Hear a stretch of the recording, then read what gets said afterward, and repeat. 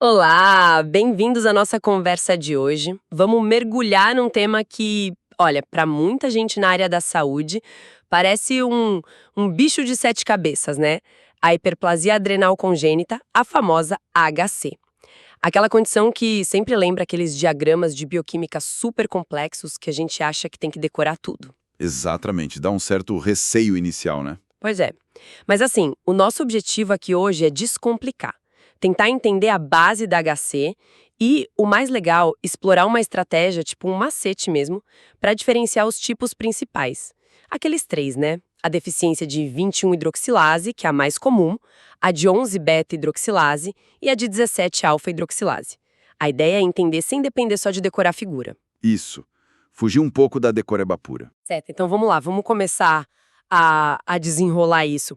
O ponto de partida, acho, é entender que, apesar das diferenças que a gente vai ver, tem uma coisa em comum, né? Um ponto central em todas as formas de HC. Perfeito. É por aí mesmo. O denominador comum, a base de tudo na HC, é que a glândula adrenal não consegue produzir cortisol direito. Fica faltando cortisol. Não importa qual enzima específica que está com problema, 21, 11 ou 17, o resultado final compartilhado é esse: nível baixo de cortisol no sangue. Essa é a peça-chave inicial. Entendi. E na prática, no dia a dia do hospital, o que essa falta de cortisol causa? Quais são os sinais que acendem o alerta, assim? Olha, os sinais clássicos de falta de cortisol e hipocortisolismo são bem marcantes.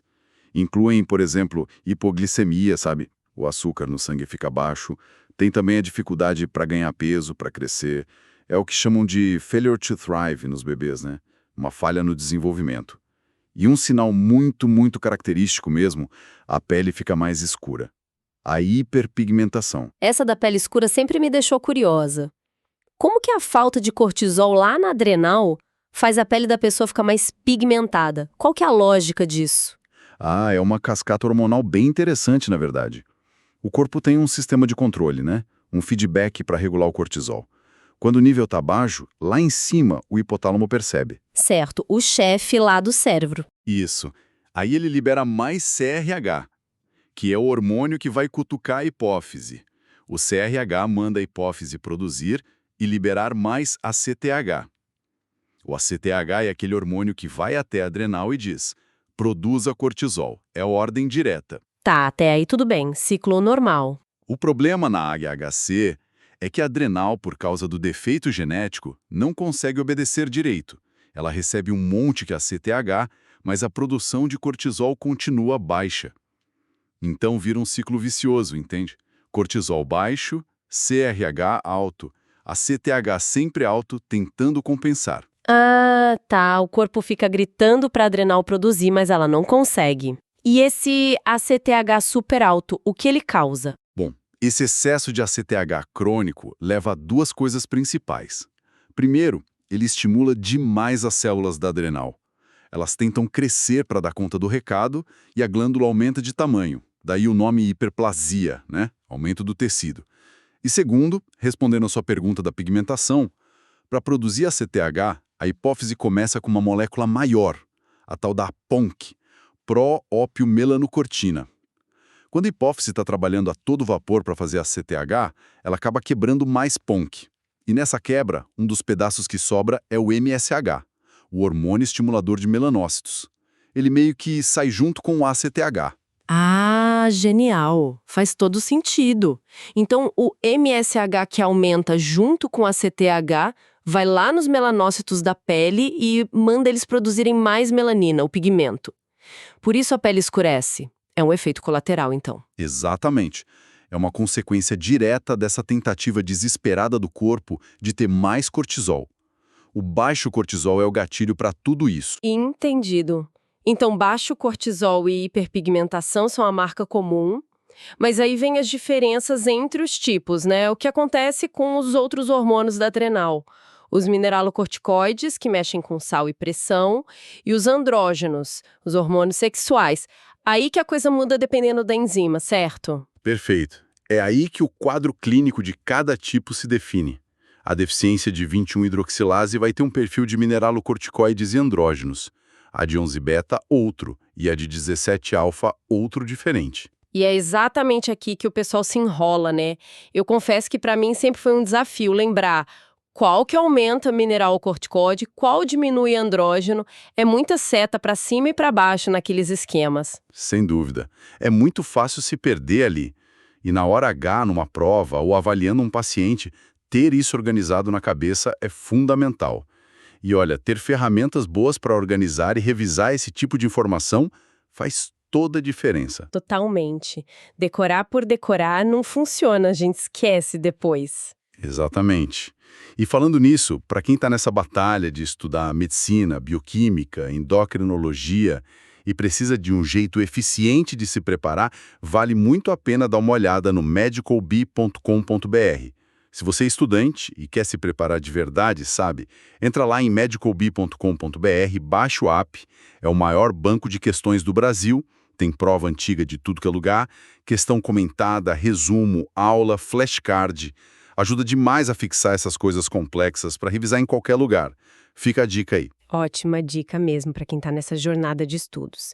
Mas voltando aqui para os nossos hormônios da HACCP, existe algum truque, algum jeito mais visual, talvez, para não ter que decorar aquela tabela toda de aumenta, diminui para cada enzima? Sim, existe.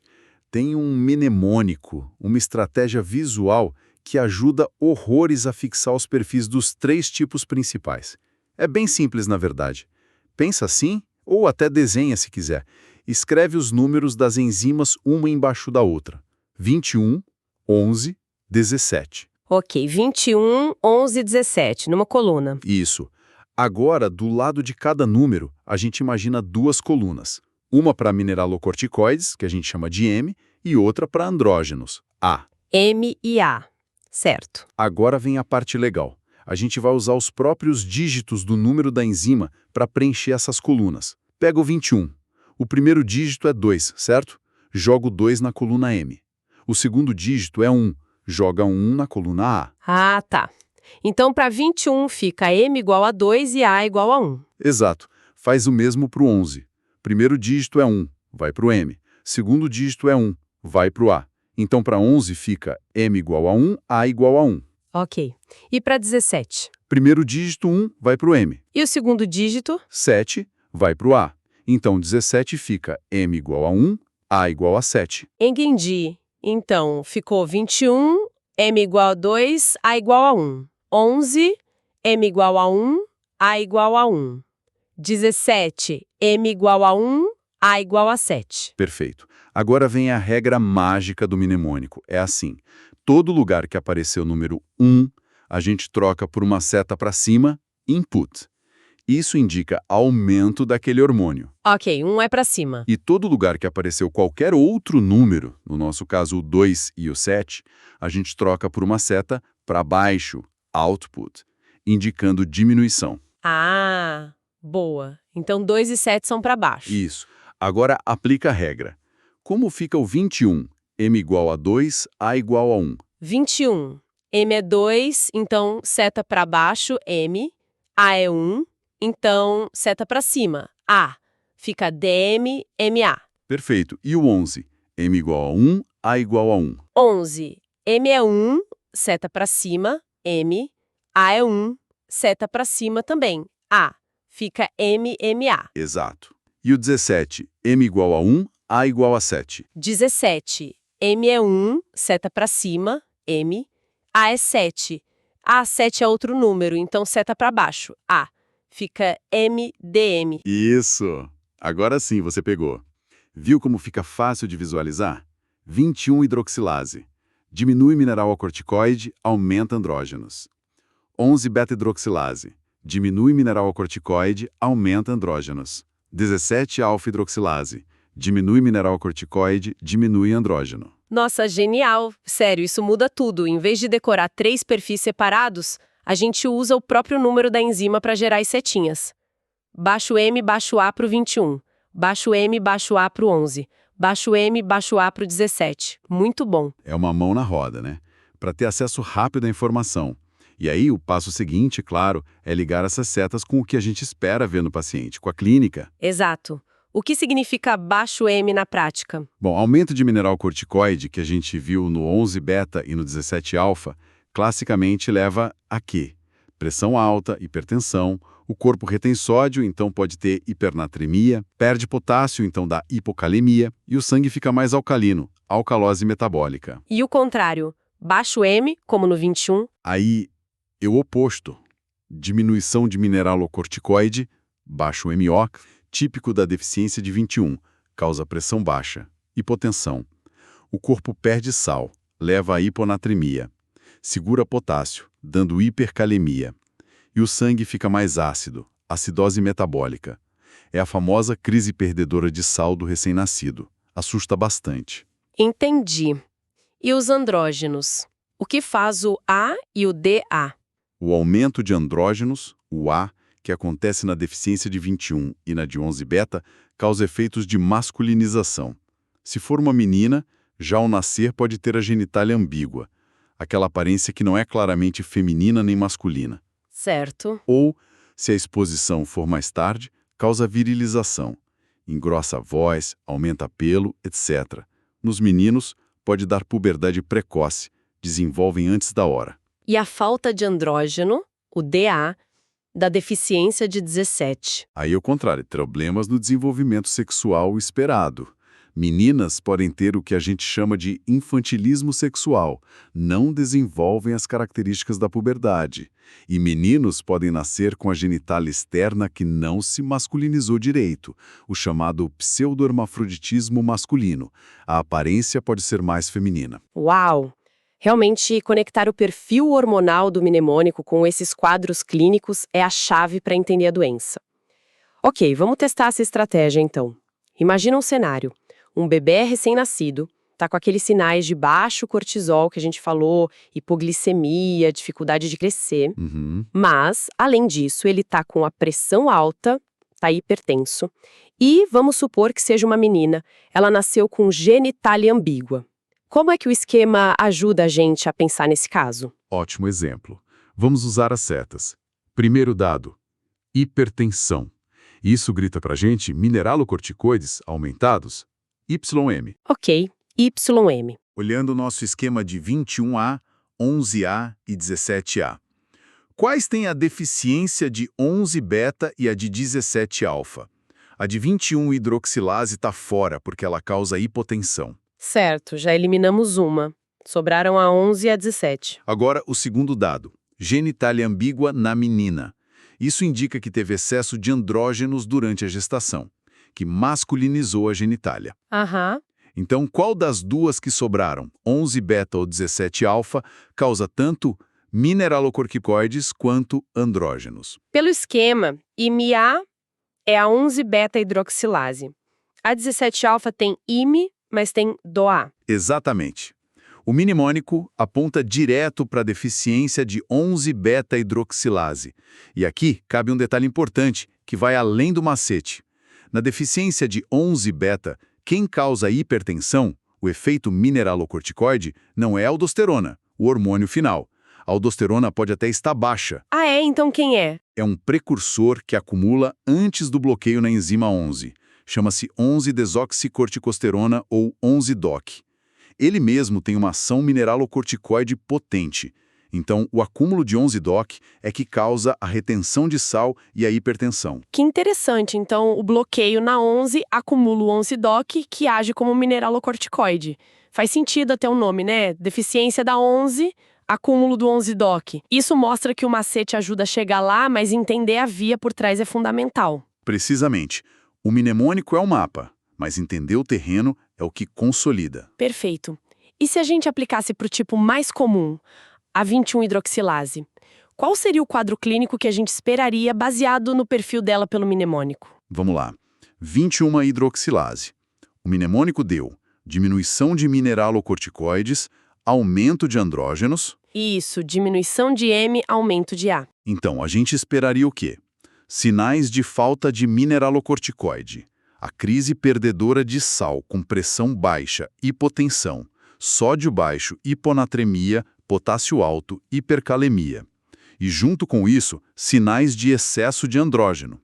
Genitália ambígua se for menina, ou virilização mais tarde, puberdade precoce se for menino. Se num caso clínico aparecesse hipertensão ou hipocalemia, a gente já poderia desconfiar que não é 21, porque isso aponta para aumento, e na 21 é diminuição. A combinação de perda de sal com virilização é o clássico da 21. Entendi. Mas é importante saber também que a deficiência de 21-hidroxilase não é uma coisa só preto no branco. Existe um espectro de gravidade. Ah, tem isso também. Tem. A gente divide principalmente em forma clássica e forma não clássica. A forma clássica é a mais grave, que geralmente aparece logo no recém-nascido. Dentro dela ainda tem duas variantes. A perdedora de sal, que tem o problema completo, MIA, com risco de vida pela crise de sal. E a virilizante simples, onde a produção de aldosterona, mineralocorticoide, é um pouco preservada.